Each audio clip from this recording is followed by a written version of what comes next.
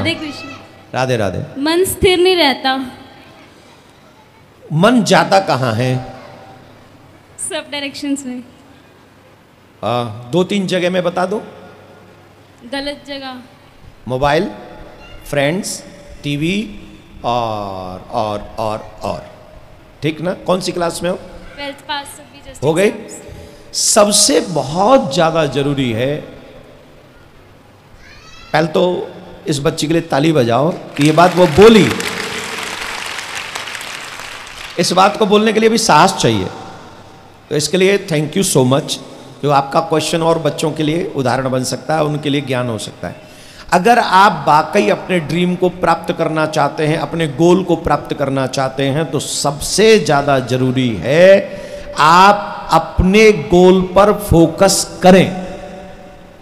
जब तक आप अपने गोल पर फोकस नहीं करेंगे, तब तक आपका गोल आपकी रिस्पेक्ट नहीं करेगा। और आप गोल पे फोकस नहीं कर रहे हैं, आपका फोकस है मोबाइल पे, आपका फोकस है फ्रेंड्स पे। रात के 2-2 बजे तक आप मोबाइल पे चैटिंग कर रहे हैं। मां बाप को लग रहा है कि बच्चे पढ़ रहे हैं, और बच्चे रात में मोबाइल पे चैटिंग कर रहे हैं 2-2 बजे तक। अब जब 2 बजे तक सोएंगे नहीं, सुबह जल्दी उठेंगे नहीं, और अगर रात में जल्दी सोए नहीं, सुबह जल्दी उठे नहीं, तो आपका माइंड फ्रेश नहीं होगा।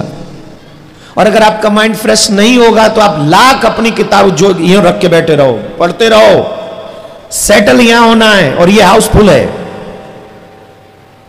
ये जो माइंड है, ये हाउसफुल है ऑलरेडी विचारों से, खाली नहीं है। किन विचारों से? जो रात भर चैटिंग हुई उन विचारों से। उसमें प्रोग्राम जो बने थे ना, मूवी जाएंगे, ये करेंगे, 1 नारियल 2 पाइप चलेगा, तो वो जो सिस्टम सेट हुआ है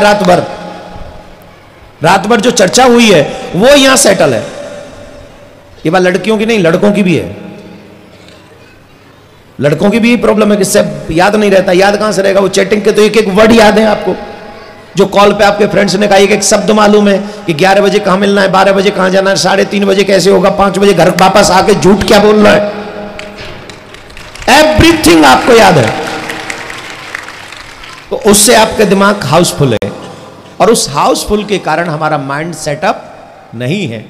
तो मैं अपने सनातनी बच्चों से हाथ जोड़ के प्रार्थना कर रहा हूं। ध्यान से सुने बच्चे, हाथ जोड़ के प्रार्थना कर रहा हूं। अपने आप को गिराने का प्रयत्न ईमानदारी से जितना करते हो, उससे आधा भी प्रयत्न अगर ईमानदारी से अपने आप को उठाने के लिए करोगे, तो जीवन सक्सेस हो जाएगा।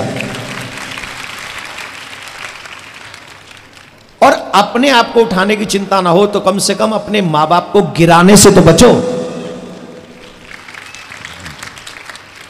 इस जीवन में सबसे बड़ा उपकार अगर किसी का है, तो वो मां बाप का है। मां बाप ने बहुत मेहनत करके, मां ने 9 महीने पेट में रखा, हमको ढोया है वो। और उस मां को अगर ये सुनने को मिल जाए कि तुम्हारी बेटी ने ये कर दिया, और उस बाप ने अपनी सारी इच्छाएं मारकर तुम्हारे स्कूल की फीस भरी है, तुम्हारी फेवरेट ड्रेसेस दिलाई हैं, तुम्हारी हर इच्छा पूरी करी है, अगर उस बाप को यह पता चल जाए कि तुम्हारी बेटी के ऐसा हुआ, वो शायद किसी से नजर नहीं मिला पाता। और ये तब होता है जब हम अपने फोकस से भटकते हैं और अपना फोकस हटाकर फ्रेंड्स, मोबाइल, अनाप शनाप इन सब में लगा देते हैं। तो मैं तो एक ही निवेदन करूंगा, कुछ भी ऐसा करने का मन करे तो अपने बाप के चेहरे को अपने सामने लाओ, अपने गोल को अपने सामने लाओ, अपने ड्रीम को अपने सामने लाओ कि मुझे कुछ बनना है। अगर मुझे कुछ बनना है तो इन सब से बचना है। ये तमाम गुंडे, सड़क चाप जीवन भर मिलेंगे। ये जो चॉकलेट और रेड फूल लेके घूम रहे हैं ना आपके पीछे, जीवन भर मिलेंगे। ये तब तक मिलेंगे जब तक जवान हो, लेकिन नहीं मिलेगी तो एजुकेशन जीवन भर नहीं मिलेगी। अगर ये उम्र निकल गई तो फिर तुम्हारे हाथ कुछ नहीं आएगा। और वैसे भी रेड रोज तो किसी का सगा हुआ नहीं, तुम्हारा क्या होगा। तो आप सबसे हमारा एक ही निवेदन है, बच्चियों से स्पेशली, आप अपने फोकस रखें। और सुबह, हाँ एक और चीज़ सिखा देते आप सबको, बच्चों को, ये बात आप लोग नहीं करते होंगे। जिन जिन को चाहिए कि हमारा पढ़ाई में मन लगे और हमारी बुद्धि अच्छी बनी रहे, चाहते हो, आज से ही शुरू कर देना। मतलब आज से नहीं, कल से सुबह से एवरीडे गणेश जी पर दूर्वा चढ़ाओ। दूर्वा समझ गए? नहीं, घास, हरी घास। गणेश जी पर हरी घास माने दूर्वा चढ़ाने से आपको गणेश जी सद्बुद्धि सद्विचार प्रदान करते हैं। आप 41 दिन तक लगातार चढ़ा के देख लो, आपका मन भटकना धीरे धीरे धीरे धीरे शांत हो जाएगा और आप कंट्रोल में आ जाएंगे। लेकिन मांगना है आपको यही जो आपने अभी ये प्रश्न किया ना, यही चीज गणेश जी से हर दिन मांगनी है दूर्वा चढ़ाते समय कि मुझे मेरे गोल तक पहुंचा दो, मुझे सदमार्ग पे रखना, मुझे मेरे माँ बाप के सामने रखना, मेरी वजह से मेरे माँ बाप का सम्मान बढ़ना चाहिए। ये 2-3 चीजों की लिस्ट बना लो और गणेश जी पे घास ग्रस दूर्वा चढ़ाते समय यही मांग लेना। गणेश जी नित्य, और सूर्य को जल भी चढ़ाना। ठीक है, गॉड ब्लेस यू, धन्यवाद। राधे राधे गुरुजी। राधे श्याम। मेरा प्रश्न ये है कि आजकल की जो जनरेशन है वो वेस्टर्न कल्चर से बहुत ज़्यादा इम्प्रेस हो जाती है बहुत जल्दी। जैसे मेरी जो फ्रेंड्स वगैरह हैं, मेरी एक फ्रेंड है, उसने कहीं से सुना कि जैसे जो धरती पे सबसे पहले जो मनुष्य आए थे वो एडम और ईव थे।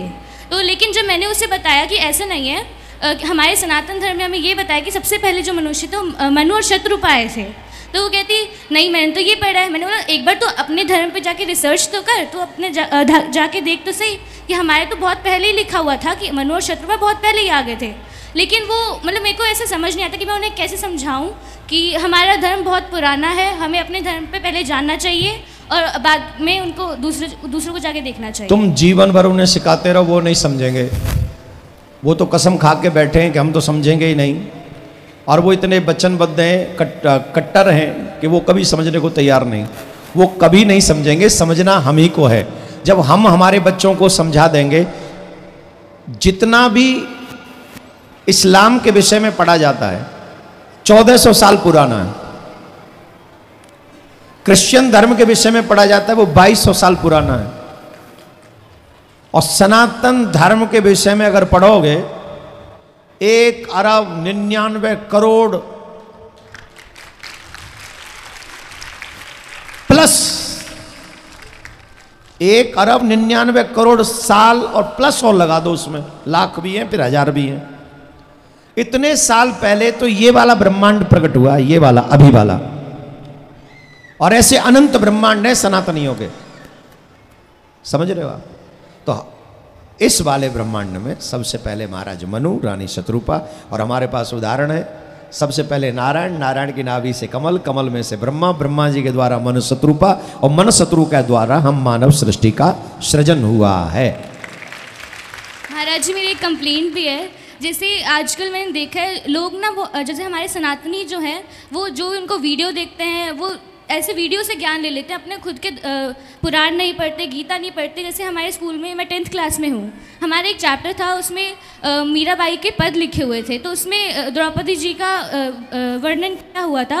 तो उसमें जैसे हमारे स्कूल के जो टीचर थे वो बताए थे कि महाभारत क्यों हुई, क्योंकि द्रौपदी जी ने दुर्योधन को बोल दिया था कि वो अंधे का बेटा अंधा होता है, इसलिए उसे बुरा लगे, इसलिए महाभारत हुई। लेकिन जो हमने गीता पढ़ी उसमें तो ऐसे कहीं पे लिखा ही नहीं हुआ कि द्रौपदी जी ने ऐसे कुछ बोला था। ऐसा कुछ भी नहीं है, वो सब नाटक में ऐसी कई बार चीजें आ जाती हैं, उसमें बोल देते हैं। लेकिन महाभारत हुआ, अपने शास्त्रों को मैं बच्चों से यही कहूँगा कि आप लोगों को चाहिए कि अपने पुराणों को थोड़ा सा पढ़िए, मन लगाइए। ठीक है, धन्यवाद, बैठ जाओ।